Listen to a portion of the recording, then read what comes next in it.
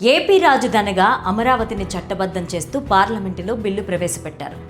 అసలు పార్లమెంటు స్థాయిలో చట్టబద్ధత చేయాల్సిన పరిస్థితి ఏపీకి ఎందుకు వచ్చింది? ఈ చట్టబద్ధత వల్ల ఏపీకి కలిగే లాభాలేంటి? భవిష్యత్తులో ఇక ఎవరూ రాజధానిని మార్చలేరంటూ కూటమి ప్రభుత్వం చెబుతోంది. కానీ పార్లమెంటులో కల్పించిన ఈ చట్టబద్ధత రాష్ట్ర అసెంబ్లీలో అధికారికంగా నిలబడదు అంటూ మాజీ సీఎం జగన్ ఆరోపించారు. జగన్ చెప్పినట్లుగా నిజంగానే ఈ బిల్లు చెల్లదా?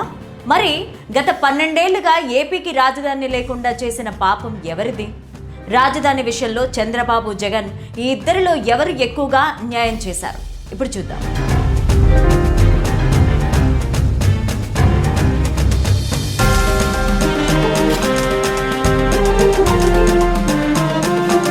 పార్లమెంటు వేదికగా ఏపీ రాజధానిగా అమరావతికి చట్టబద్ధత కల్పిస్తూ కూటమి ప్రభుత్వం సంచలన నిర్ణయం తీసుకుంది. ఇన్నాళ్ళు ఏపీకి శాశ్వత రాజధాని లేదంటూ వచ్చిన ఎన్నో విమర్శలు, ఎన్నో అవమానాలకు కూటమి ప్రభుత్వం సమాధానమిచ్చింది. భవిష్యత్తులో ఇక ఎవరూ ఏపీ రాజధానిగా అమరావతిని తొలగించకుండా బలమైన చట్టాన్ని తీసుకొచ్చారు.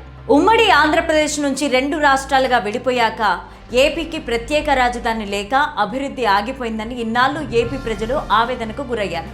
పార్లమెంటులో పెట్టిన చట్టంతో ఇక రాబోయే రోజుల్లో ఏపీకి పెట్టుబడులు రావచ్చని ఆశాభావం వ్యక్తం చేస్తున్నారు.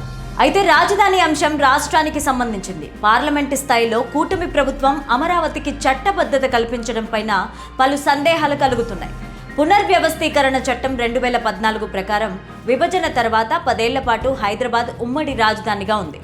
ఆ గడువు జూన్ 2, 2024తో ముగిసింది. అసలు చట్టంలో ఆంధ్రప్రదేశ్కు కొత్త రాజధాని ఉంటుంది అని మాత్రమే ఉంది తప్ప అమరావతి పేరు ఎక్కడా స్పష్టంగా లేదు.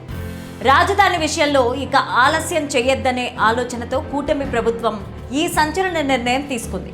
భవిష్యత్తులో ఏ ప్రభుత్వం వచ్చినా రాజకీయ కారణాలతో రాజధానిని మార్చకుండా ఉండేందుకు కేంద్ర ప్రభుత్వం ఆంధ్రప్రదేశ్ పునర్వ్యవస్థీకరణ బిల్లు 2026 ద్వారా అమరావతిని ఏకైక శాశ్వత రాజధానిగా చట్టంలో చేర్చింది.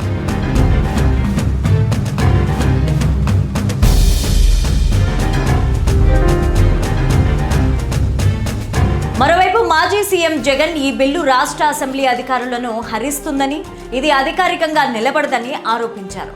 అయితే దీనిపైన భిన్నమైన వాదనలున్నాయి. చట్టం ప్రకారం రాజధానిని నిర్ణయించే అధికారం రాష్ట్రానిదే అని గతంలో కేంద్రం కోర్టులో అఫిడవిట్ దాఖలు చేసింది. కానీ ఏపీ పునర్వ్యవస్థీకరణ చట్టం పార్లమెంటు చేసినది కాబట్టి అందులో మార్పులు చేసే అధికారం కూడా పార్లమెంటుకే ఉంటుంది. ఒకసారి పార్లమెంటు చట్టం చేసి రాజధానిగా అమరావతిని గుర్తిస్తే దీన్ని మార్చాలంటే మళ్ళీ పార్లమెంటులోనే సవరణ చేయాల్సి ఉంటుంది. ఇది భవిష్యత్తులో రాజధాని మార్పును చాలా క్లిష్టంగా చేస్తుంది. దీంతో జగన్ ఆరోపణలు చేసినట్టు రాజధానిని మార్చడం అంత సులభం కాదని విశ్లేషకులు చెబుతున్నారు. గత 12 ఏళ్లుగా రాజధాని విషయంలో సీఎంలుగా పనిచేసిన చంద్రబాబు, జగన్ ఇద్దరు కూడా సరైన నిర్ణయాలు తీసుకోలేదనే విమర్శలున్నాయి. రాజధాని విషయంలో అనిశ్చితికి ఇద్దరు నేతల నిర్ణయాలు ప్రధాన కారణమని విశ్లేషకులు భావిస్తూ ఉంటారు. 2014 నుంచి 2019 దాకా చంద్రబాబు నాయుడు అమరావతిని ప్రపంచ స్థాయి నగరంలా తీర్చిదిద్దాలని భారీ ప్రణాళికలు వేశారు. అయితే 5 ఏళ్లలో శాశ్వత నిర్మాణాలు పూర్తి కాకపోవడం, గ్రాఫిక్స్కే పరిమితమయ్యారనే విమర్శలు ఆయనపైన ఉన్నాయి. ఇక వైఎస్ జగన్మోహన్ రెడ్డి 2019 నుంచి 2024 వరకు అధికారంలోకి రాగానే ఈ 3 రాజధానుల ప్రతిపాదనను తెర మీదకి తీసుకొచ్చారు.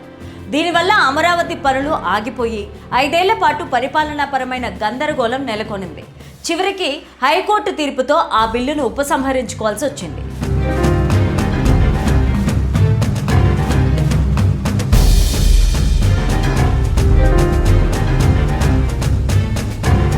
ఏప్రిల్ 1, 2026న లోక్సభలో ఆంధ్రప్రదేశ్ పునర్వ్యవస్థీకరణ బిల్లు 2026 ఆమోదం పొందింది.